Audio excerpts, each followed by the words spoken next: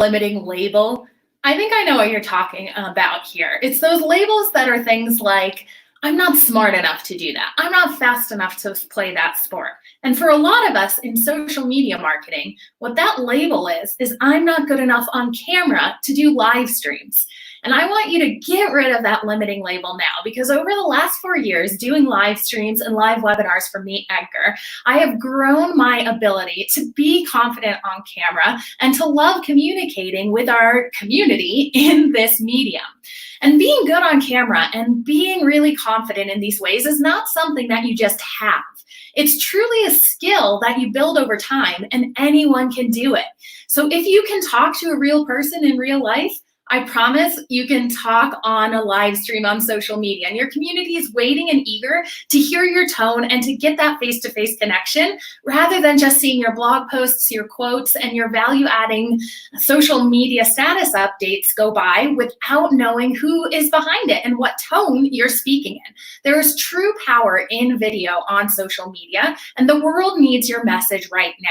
So step number 1 to realizing how you're going to be confident on social media video is remembering that it's not about what you look like. It is not about what you sound like. It is about the message that's going to impact your audience that matters most. So being confident on camera really comes from getting comfortable with your message. So take some time to do some self-reflection first on why you hold that limiting belief and what you can do for your mindset in order to get rid of that limiting belief and really focus in on the true value that your message is carrying for people in your community. If you've niched down and identified a target audience that you're speaking to, and you have a company mission that's driving why you create the content you create or the product that you have, those 2 things should be all you need to build your confidence on camera, is who you're speaking to and why you're doing what you do. So sit down and write those things out and put some feeling behind it as to why it's so important for you to get your message and to get your marketing out to the people who need it. Are you solving a pain point that's going to bring more joy or save more time or save people money in the long run? These things are really important to people's lives, and it's your responsibility to get that message out there. I get a lot of questions all the time how I feel so comfortable on camera. First of all, it truly does come from practice. Like I said, I've been doing lives for about 4 years now, so I feel much more comfortable about speaking to a computer screen when it can be a little bit awkward at first. My first tip for getting over that part is if you have your audience persona named, just go ahead and write that person's name on a sticky note, or go ahead and find a photo of your best friend or someone who reminds you of who your audience is comprised of, and stick that right on your computer. Stick it there so you think you're talking to that one person. Because when it comes down to it, that's the true power of marketing when you do it right, is that every single follower feels like you're speaking directly to them. So have it in mind that you're really just speaking to one person, and there's nothing to be afraid about. Because again, if you have a great mission that's going to match that one person's pain point, it's your responsibility to get it out into the world. And live video is one way you can improve your reach and that you can skyrocket your name recognition and your brand recognition. So sit down and picture your audience persona and remember you're talking to them for a reason. And it's really going to be on you to make sure that you're starting your videos out with a way to hook people in. This hook part is important because we have attention spans of a goldfish. We all know that, right? Like, we scroll by videos all the time. So if that first sentence you say can really hook people in, that's going to be really helpful. So you can see how I started this video out asking you if you had a limiting belief rather than jumping on and explaining, hi, I'm Megan. I'm an onboarding coach at Team Edgar. You see how that might actually be a little bit more boring for people than if I asked if you had a limiting belief, which is a question that makes you do some curious self-reflection, and it makes you want to keep watching the video to learn what it's about. So think of starting out the first 3 seconds of a way of really hooking someone in. I've also done things with movement has been really good attention grabbers. You can like knock on the screen to get someone's attention, or make sure you go like this for a sound on prompt, because so much of the social media consumption done these days is done on mute. So get creative about those ways, because truly you have 3 seconds to grab someone in and to hook them strong. After you've grabbed someone in, you're going to be really excited to be talking to that person, right? So make sure the next few things that you say promise them some sort of outcome and some sort of result from what you're going to be teaching, because this is going to help make sure that they stay to the very end. So I'm going to then tell you the outcome of this is you're going to be way more confident about jumping on a live stream and growing your audience. You see how that's way more powerful to remind you of the benefit of sticking with me on video here and of seeing that outcome, something I know you want, audience growth, because I know our audience persona and who you guys are as small marketers and who you want to reach, your audience persona out there. So I can describe to you that watching this video is going to get you more followers and grow your audience, because live video is one of the strongest ways that you can connect face-to-face with people. And remember, social media is about human-to-human connection, not about business-to-business or business-to-consumer. That's a great mindset to have as well in there. So if I'm telling you about the outcomes that I know you're going to want to achieve, you're much more likely to watch until the very end. Another really good thing to add in at some point in the first couple of minutes of your video is a personal story. This makes it so that you're relatable and that you're not just talking down to someone and kind of relaying your information, but you're telling them about the journey of how you got here to make it relatable to your audience. So for example, I know that a lot of people struggle of just getting started with a video because you feel like perhaps it's something you either have or you don't have. So that second sentence in here was all about making sure you realize you need to have a growth-oriented mindset. If you watch some of my first webinars, you will see how much time I wasted explaining who I was, explaining the why we're here, when truly people don't have enough time to get into that. They want to dive right into the good stuff, and they want that personal kind of storyline, because our brains are much more likely to remember facts and to kind of latch on to the things that are going to get you those results if they're related to a real person. So I could tell a story about a social media follower who had success on video because she followed certain steps and what she was feeling during these times, or I could tell my own personal story about how I became more successful doing live stream videos. These things, again, make it so that the person positions themselves in a set that they're ready to take action on the steps you're going to take. They're ready to get results. And again, if you get people results through your social media content, it is way more likely they're going to come back and consume more of your content because you've proven those results. And when it comes time to buy your product or service, you're the logical choice for them to go to because you've had them have received results before. I also really want you to remember that you can really drop small golden nuggets of behind the scenes content and personal stories in live streams so much better than anywhere else on social media. And behind the scenes content is some of the strongest stuff that drives a connection to a brand. Because again, that human emotional connection that happens when you can humanize your brand is going to get people to remember you way more than just spouting off the features. Behind the scenes content is also really strong because it gives your followers a sense that they are getting something by following your social media brands than other people who are not. We want to feel like we're getting something other people who are not following are to make sure you're retaining the followers that you have. So for example, a behind the scenes tidbit that I could go ahead and relay in this video is that right now, truthfully, I am sitting on the pantry floor of my pantry. You don't have to have a beautiful studio in order to do this. It is just the one wall that is painted a bright color that I like to use here. I have a simple ring light sitting in front of me, and there's a window coming in from the front side to give me light. So you don't have to have amazing light set up. The light I have was $50 on Amazon. The window, again, make sure that it's in front of you to get that good lighting. And just find a place in your house that's quiet, undisturbed, that you can do this and feel like you're in a very confident environment. Another thing that I love to make sure you do is end every video with a summary. Not only because sometimes people will skip ahead to the end just to see if there's an offer. Our brains have been trained so often there. But the summary also, again, allows people to get excited about taking the steps that they've learned. So often we forget that the action we take is going to really propel the steps that you can get a follower to take will then be reciprocated, because there's this law of reciprocity that if you give someone something, they immediately feel like they owe you something back. It's just human nature.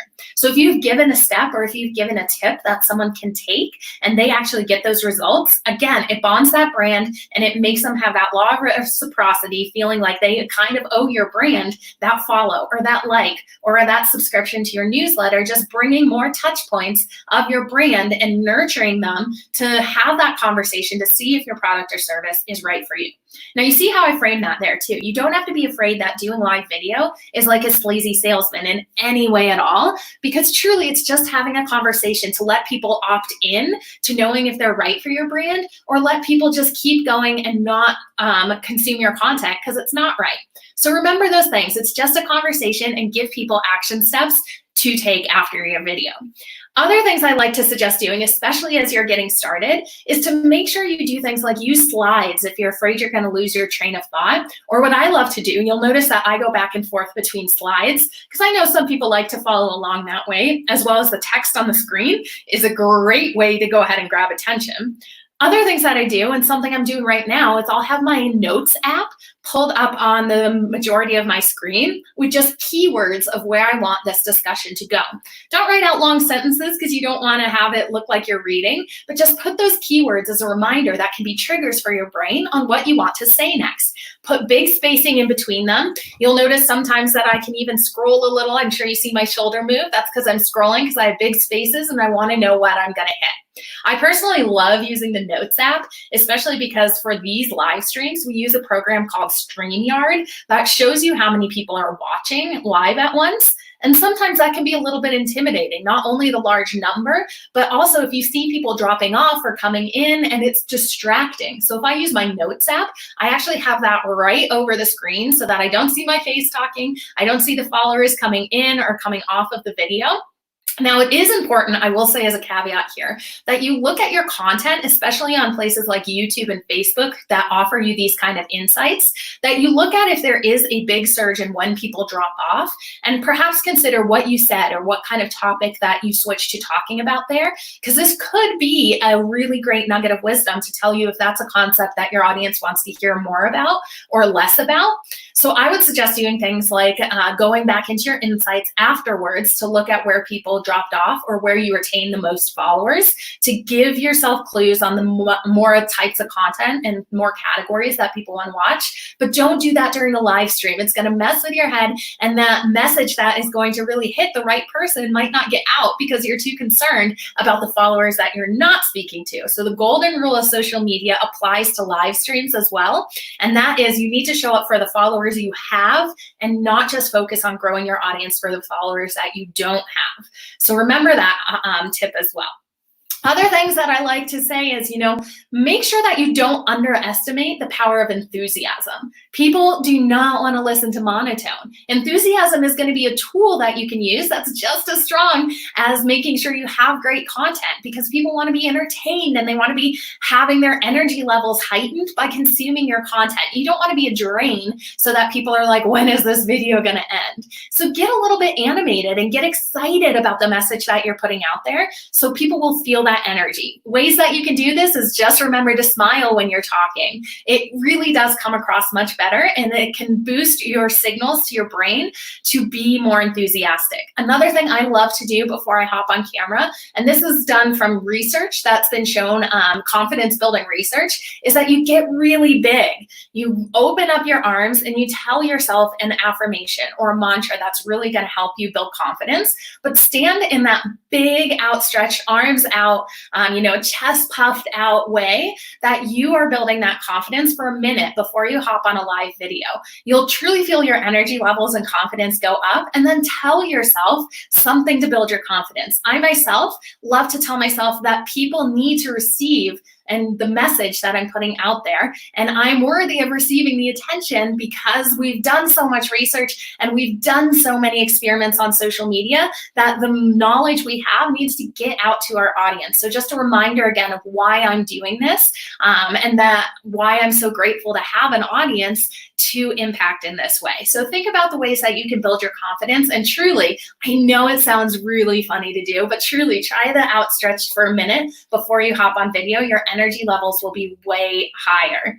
I know Brennan Burchard likes to call these things like pit stops during your day, and that's the fact that if you're a go, go, go style and you never take a break to kind of recharge and to stand up and get that blood flowing, you're truly going to crash. It's kind of like if you don't stop in a race car race to get your gas tank refilled, the car is not going to be able to finish the race. Same throughout your marketing tasks for the day. Before you hop on a live stream, make sure you get up, you move around, you get that blood flowing so that when you come in, you have that energy that you are ready to go. Other things that you can do to make sure you're standing out is make sure that you remind yourself perfection is not a human trait. Perfection is not a relatable trait, that's for sure as well. Saying stuttering, losing your train of thought, those are relatable experiences. So if that happens on your live stream, just own it. People understand, truly they do. So don't let that stop you from pressing go live on any social media account, because the boring, relatable things in our lives are what people resonate with. They do not expect perfection, especially right now. None of us, see, there we go right here, expect perfection from each other. And truly, it is going to be a disservice if you let your perfectionism stop you from hopping on video and sharing your face and your message with your followers. You are not forcing your followers to watch your content either. So don't let that stop you. This is a reminder I have to make for myself all the time. They can scroll on by. It's not like in real life, if I'm having a conversation with someone, that they have to sit there politely. If someone is not jiving with your message, that's fine. They can leave, because the people who are meant to be there and listen. So make sure that you don't get too afraid of the people who your message is not hitting right, because again, it goes back into the fact that you want to show up for the followers you have and not worry about pleasing everyone, because your message needs to please the people that your product or service is going to solve a pain point for. And really make sure that you remind yourself that video content is some of the best content to upcycle your social media research. So what upcycling is it's this ability to take one well-researched piece of content, like a blog post, and turn it into 5 to 10 social media status updates. So you need to make sure with that well-researched blog post that one of those is a video. A lot of the times the live stream can be great because the algorithm gives a ton of love to live video. It's a great way to bring a community together because you know if someone's watching, they're doing the exact same thing you are, so it's a relatable item. And making sure that you really get your face out there to have that human-to-human connection is going to be way stronger than someone just reading that blog post. So when you're upcycling your content, consider adding a live stream in as one of those 5 to 10 social media post status updates. Other things you can do is say, go ahead and repurpose that blog post into a podcast. Here at Team Edgar, we have a podcast called Social Post, and it's truly just reading the blog posts that we've had. It's a great way to have people consume our blogs who aren't going to actually read it, but might love to listen and get some social media tips on a run or on a trip to the grocery store. So think about live streams as being in that upcycle content, so you don't get afraid that it's just going to produce more work for you to have to research. Use the work you already have and repurpose it into a live stream for your community.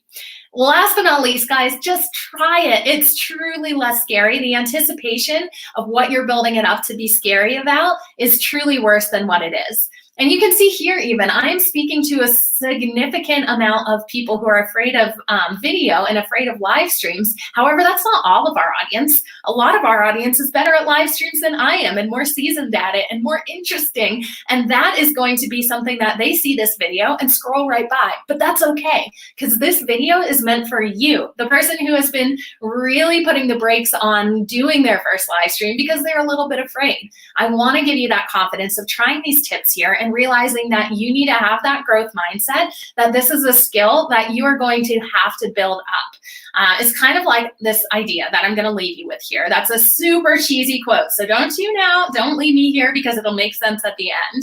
But it's like this concept of the beauty about a butterfly is when it turns into a butterfly, right?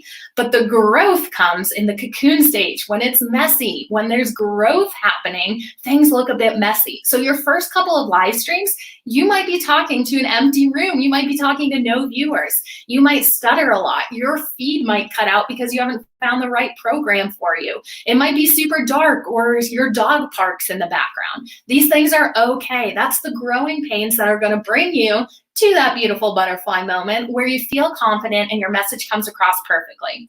So just go through those steps in order to build to the moment you feel confident, and your audience will forgive you for those couple of stumbles along the way, but don't let them miss out on what you can provide during a live stream just because you're a little bit scared. After a couple times, I promise you're going to figure it out, and I promise that it's going to be better. So let me know too. Go ahead and let us know when you're doing your first live stream. We would love to come watch. We would love to come support other small businesses out there. It's one of the things that we are really looking for ways to do right now, especially at Team Edgar. Right now, we work with a lot of freelancers. If you know someone who needs a product or a service for social media automation right now, now is a really cool time to sign up, because every single profit that we make from a new sale this month is going to, for this week, excuse me, is going to the Freelancers Relief Fund. So make sure, if you know someone or if you yourself need a social media automation tool, that you go check out Team Edgar this week, because if you sign up now, all proceeds are going to the Freelancers Relief Fund to help small businesses and freelancers survive and thrive during this time. And it's something that we're really proud of. So thanks so much for tuning in, guys. Let me know how your live streams are going, what you're struggling with, what you're loving, what your community feedback is. And if you have any coming up, leave them in the comments below, and I'd love to join. Thanks so much.